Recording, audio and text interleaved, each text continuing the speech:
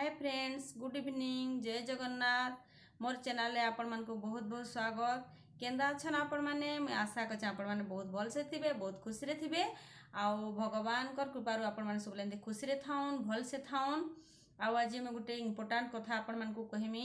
आउ आपण माने वीडियो के पूरा लास्ट तक देखुन, बुझी पारबे और जानी पारबे।